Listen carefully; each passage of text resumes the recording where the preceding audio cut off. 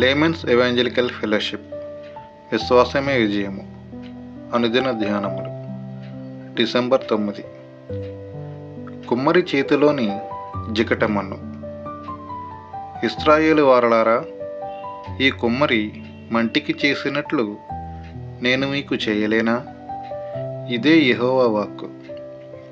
జికటమన్ను కుమ్మరి చేతిలో ఉన్నట్టుగా ఇశ్రాయేలు వారలారా, మీరు నా చేతిలో ఉన్నారు. ఇర్మియా గ్రంథము 18వ అధ్యాయము 6వ వచనము. దేవుడు తనను ఒక కుమ్మరివానితో పోల్చుకుంటున్నాడు.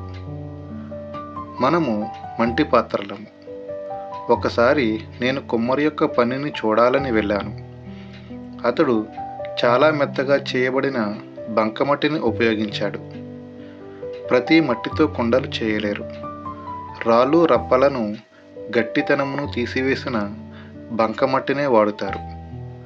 కుమ్మరి తిరుగుచున్న సారె మీద బంకమట్టిని ఉంచి చాకచక్యముతో నిపుణత గల వ్రేళ్లను ఉపయోగించి మట్టిని మలచెను. ఏదైనా చిన్న రాయి ఉంటే చేసిన కొండ విడిపోయి చేతిలో నుండి జారిపోతుంది. అయితే అతడు ఊరకుండలేడు. తిరిగి ఆ బంకమట్టిని పిసికి ఉన్న రాయిని తీసి పారవేసి ఆ జిగటమన్ను మరలా తీసుకొని మంటికుండను చేశాడు. నేను మీకు అలాగున చేయలేనా అని దేవుడు పలుకుచున్నాడు. మనము దేవుని చేతిలోని బంకమట్టి వారము.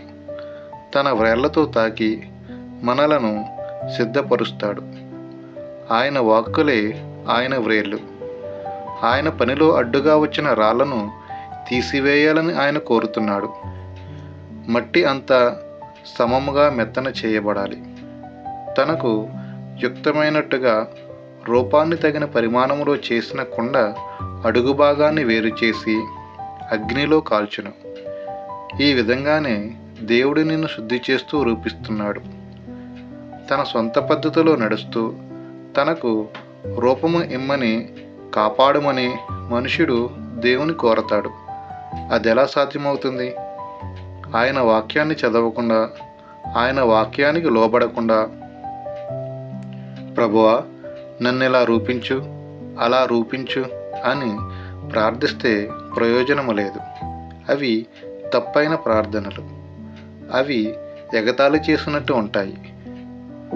ఒకసారి నేను, దేవా నీవు గొప్ప దేవుడవు అని ప్రార్థన చేస్తుండగానే ఆపు అని దేవుడు గద్దించి, నిజంగా నీ తలంపులను, నీ జీవితాన్ని రూపించడానికి నేను చాలిన గొప్ప దేవుడను అని అనుకొనుచున్నావా అని ప్రశ్నించాడు.